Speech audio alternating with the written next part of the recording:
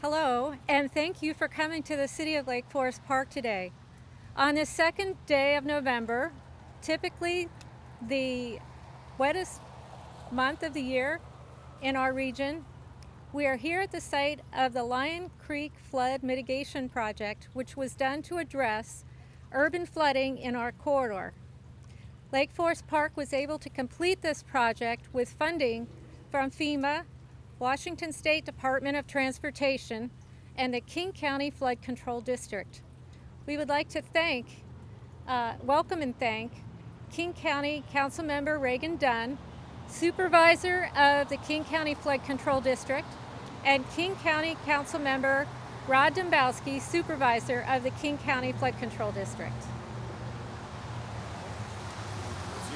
All right. Thank you very much, Mayor Goss, for having us in Lake Forest Park today to talk about the upcoming flood season.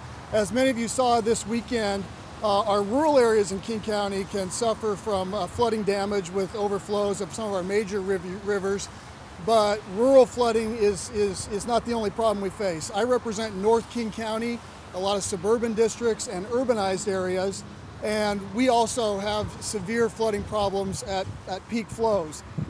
Just 5 years ago, this area here in a major storm like we've had this weekend would have seen topping over of State Route 522, closing this major arterial. This parking lot in the commercial mall here in Lake Forest Park would have flooded, and we've got pictures of it. In fact, our fire station, you'll hear from Chief Torpin a little bit, suffered significant damage in a flooding event not too long ago. At King County, we have a flood control district. I'm proud to serve under the leadership of Councilmember Dunn on that. And we fund projects that helps control these kinds of challenges.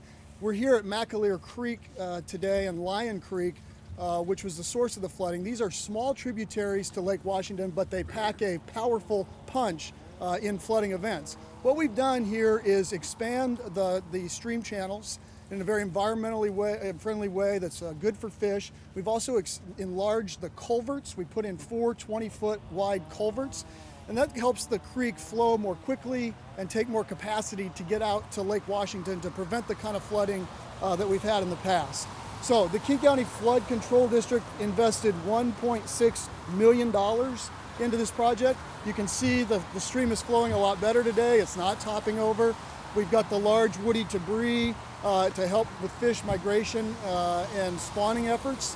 And this really is an example, a very successful story of partnership between the City of Lake Forest Park, the King County Flood Control District, FEMA, and other governments coming together to fund what ultimately was a more than $7 million project.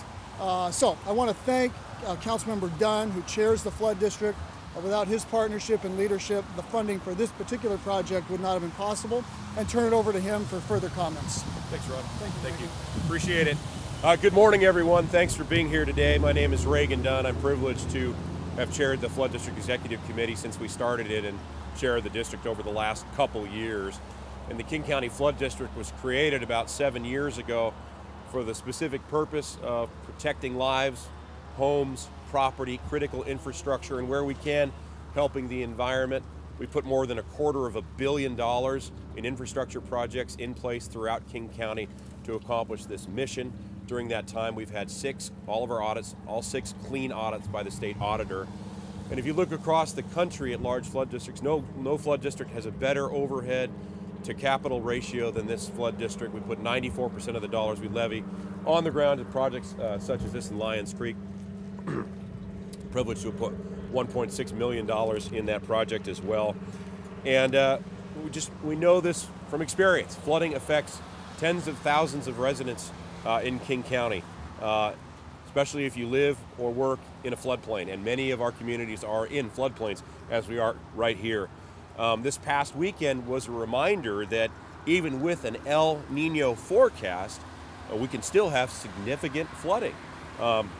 And we did, in fact. The Snoqualmie River and the Tolt River reached phase 3 in their flood warning forecast, which is what we consider to be moderate flooding. Phase 4 would be severe flooding. And in our last El Nino winter in 2006, the Green River reached a historic peak of phase 4 flood, which again is considered severe flooding. So even though we might be predicting a warmer drier winter, we cannot rule out the possibility of flooding. We never can. We've always got to be vigilant. After flooding, it's not just a concern if you live near a river. Flooding can follow wherever heavy rains go. Even small creeks, drainage systems can get clogged and cause problems. And according to the National Flood Insurance Program, just 1 inch of water in a 1,000 square foot home could cost that homeowner nearly $11,000 in damage. So we need to be careful. Taking a few simple steps, I'd like to remind residents that we can do a lot to protect your home, your business, your property, your family, and there are some things you can do to prepare against flooding. Let me go through the list of things that I suggest all residents consider. If you live, work, or drive through areas near rivers, sign up today for free King County flood alerts. You'll get an automated alerts by phone, text, or email to let you know when the rivers are beginning to rise. This is a really useful tool. I encourage folks to do that. You can also download the free King County Flood Warning app to your mobile device to track river conditions using our live river gauge data. It measures river heights by the U.S. Geological Service. You can access both of these, the things I just mentioned, if you go to takewinterbystorm.org. Also, consider buying flood insurance if you don't already have it. It takes 30 days for a policy to take effect for standard homeowners and renters insurance policies. And most of the standard policies don't include flooding unless you specifically ask for it.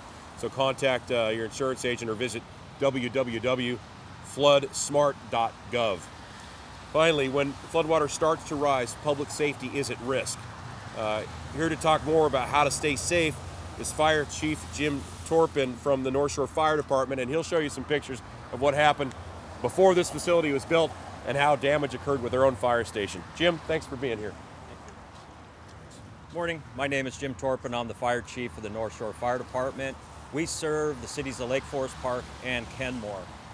I want to take this opportunity to thank the City of Lake Forest Park, the King County Flood Control District, the Washington State Department of Transportation, and FEMA for making this project a reality.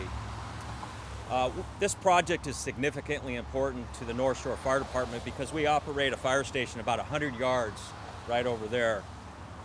We operated the station since 1994. Since then, twice the station has been significantly damaged due to floodwaters.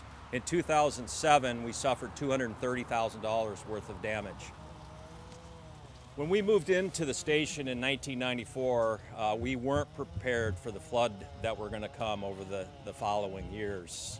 During that time, we've learned quite a bit how to be prepared.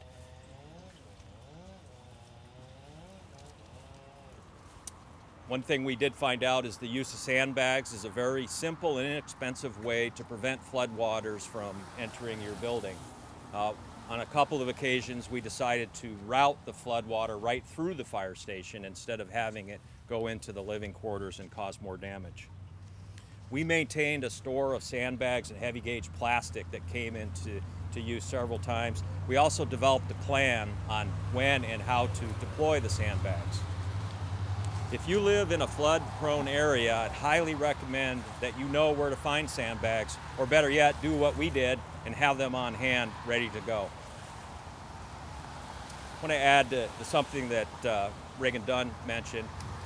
During times of high flood water, please do not drive or walk through high waters. Floodwaters can conceal washouts, down power lines, and other hazards. Right over behind us, right in front of our fire station, we've rescued a number of citizens that attempted to drive through high water, and their cars were disabled. It may not look like it today, but even Lyons Creek has the capability of washing someone downstream. As we move into the winter months, it's a great time to get prepared. Everybody should have 3 or 4 days worth of supplies in their home. And if you need some help, I would recommend that you go to takewinterbystorm.org. There's a lot of great information on that website. It's available in multiple languages. Thank you.